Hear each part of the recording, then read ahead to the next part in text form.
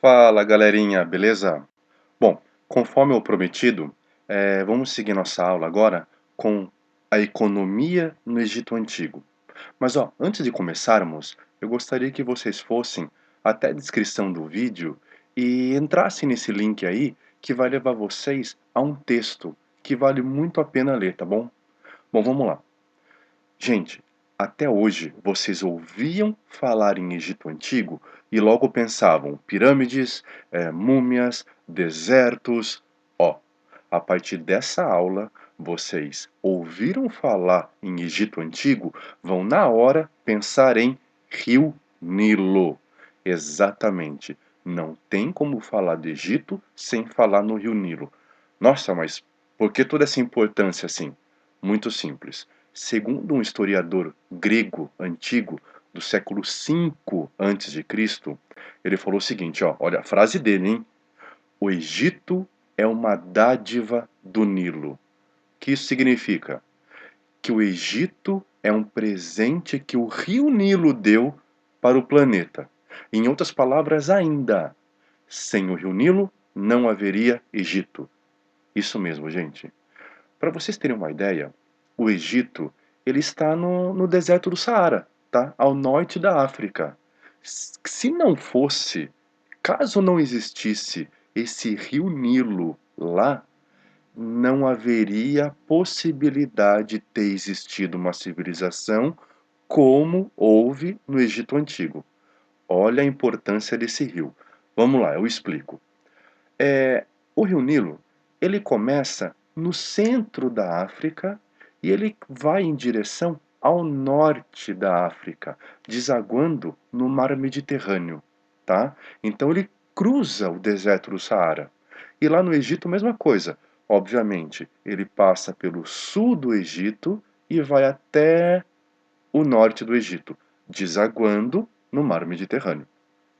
Bom, o Egito, ou melhor, desculpa, o rio Nilo, ele tem uma característica muito peculiar, muito curiosa. E qual característica é essa? É, a gente fala que o rio Nilo passa por 3 estações diferentes durante o ano. Vamos lá. Primeira estação, vamos chamar de estação da cheia, tá? A segunda estação, vamos chamar de estação da semeadura. E a terceira estação, estação da colheita. Vamos lá. O que significa tudo isso aí? Bom, a primeira estação do ano, que é a estação da cheia, o próprio nome já explica, né? É a época em que chove tanto lá na cabeceira do rio Nilo, ou seja, lá onde o rio Nilo se forma, chove tanto lá que a água chega até o Egito. Só que o nível do rio Nilo não aumenta um pouquinho só, não. Transborda o rio Nilo, tá? Existe uma verdadeira enchente, daí o nome cheia. E essa cheia, ela é tão grande que ela não fica só ali na borda, nas margens do rio Nilo. Não, transborda pra caramba, gente, tá?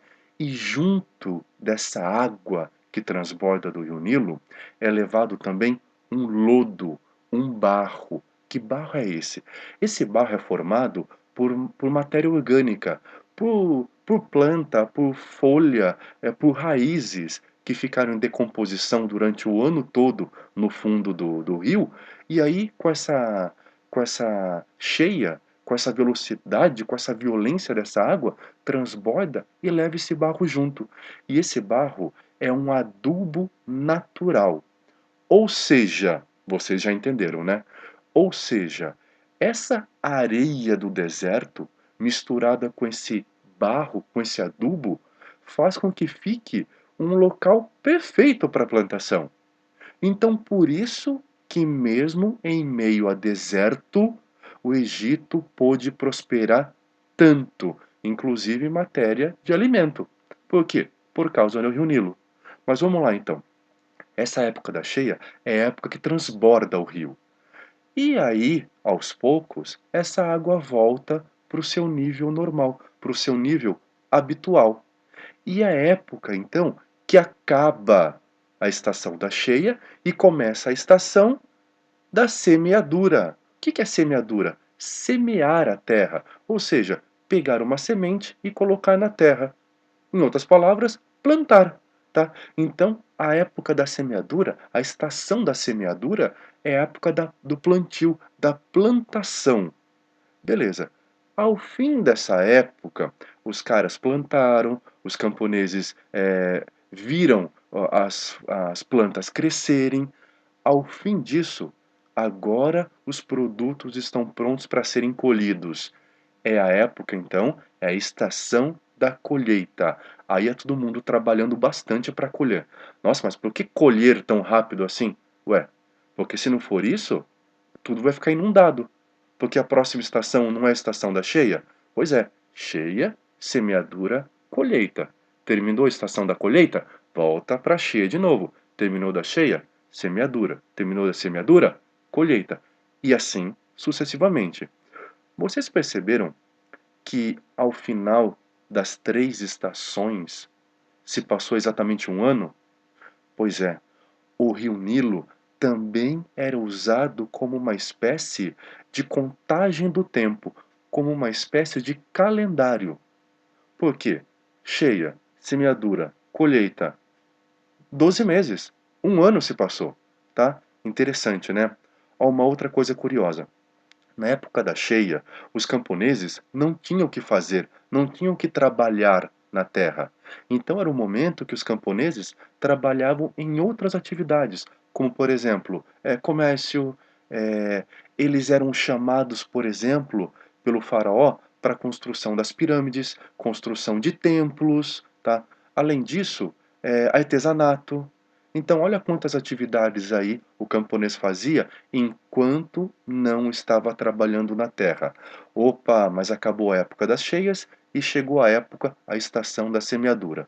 Aí os camponeses voltavam para a terra e plantavam. Pronto, mas eles já plantaram. E agora tem que esperar as plantas crescerem.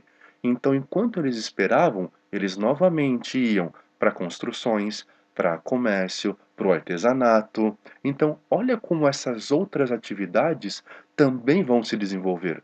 Não só a agricultura. Por quê? Porque esses camponeses tinham tempo para isso, tá? Bom, mas agora chegou a época da colheita. E isso era um trabalho danado, hein? Todos os camponeses voltavam para as terras, para suas terras, e colhiam o máximo e o mais rápido possível. Por quê? Porque, de novo, a próxima estação seria a estação da cheia. E iria inundar tudo. Então, por isso a pressa de colher tudo aquilo que precisava ser colhido. Galera, além do Egito e da agricultura, desculpa, além do rio Nilo e da agricultura, também havia a pecuária, ou seja, a criação de animais, tá? Uma outra coisa também que rendia alguma riqueza, algum valor econômico para os egípcios, era com relação aos templos. Porque no templo, templo religioso mesmo, lá da religião deles, pessoas trabalhavam nesses templos. Para começar, o próprio sacerdote, tá? Que ganhava dinheiro com isso.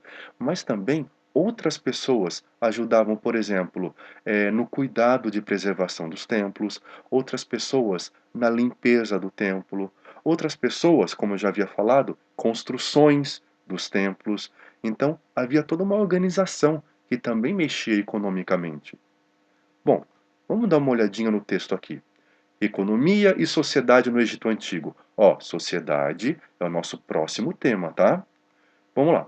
Produção de muito alimento e papiro às margens do rio Nilo. Então vocês viram que era produzido muito alimento mesmo. Ó, para quem não sabe o que é papiro, papiro é uma planta que faz uma espécie de papel, tá? Tá errado falar que isso é papel, mas lembra um pouco, tá bom? Isso aí, por exemplo, que está na imagem, é um papiro. E o que está escrito nesse papiro aí é uma aula de matemática. Vejam só. Já aqui é a planta papiro, tá bom? Olha só, são essas folhas que eram pegas e tem todo um processo de confecção, e aí faziam então a, o papel, tá errado falar assim, mas vamos lá, o papel papiro, tá? E por curiosidade, Atrás é justamente o rio Nilo. Essa parte aí desse rio é o rio Nilo. Vamos acompanhar aqui no mapa o rio Nilo. O rio Nilo está aqui na África e olha ele aqui. Nossa, mas é minúsculo. Ah, mas não é minúsculo não. O rio Nilo é considerado o maior rio do planeta. Olha ele aqui, gente. Tá? Vamos aumentar ainda mais? Agora sim, olhe desaguando aqui no mar Mediterrâneo. E aí você fala assim, nossa, mas tudo isso aqui é o rio Nilo? Se vocês derem uma olhadinha aqui, ó, tá vendo essa parte mais estreita aqui? Isso é o rio Nilo. Nossa, mas toda essa parte aqui mais larga, isso aí, galera, é a plantação que o rio Nilo proporcionava. E aqui fica bem claro, né? Porque olha, areia, areia, areia, e aqui, graças ao rio Nilo, toda a parte verdinha, que é a plantação, tá? Então, realmente, se não fosse o rio Nilo, não haveria o Egito como nós conhecemos. Vamos lá, continuando aqui no texto. O Nilo se tornou uma importante fonte de sobrevivência para os egípcios. Bom, isso é meio óbvio, né? Tá? Com tanta produção que o rio Nilo proporcionava, é claro que vai ser a principal fonte de sobrevivência. O sustento era garantido com uma única safra por ano. Vejam só, com uma única colheita por ano, já era possível dar o sustento para a galera lá no Egito Antigo. Isso ajudou a desenvolver o comércio e o artesanato. Lembra que eu falei para vocês? Já que os caras não ficavam 100% do ano trabalhando na terra, os caras faziam o quê? Esses camponeses faziam o quê? Iam desenvolver outra atividade, como, por exemplo, comércio e artesanato. Porque isso, já que os produtores tinham tempo para as tais práticas. Galera, espero que tenham gostado. Isso aqui foi um pouco da economia do Egito Antigo. E até a próxima aula, hein, galera? Beijo!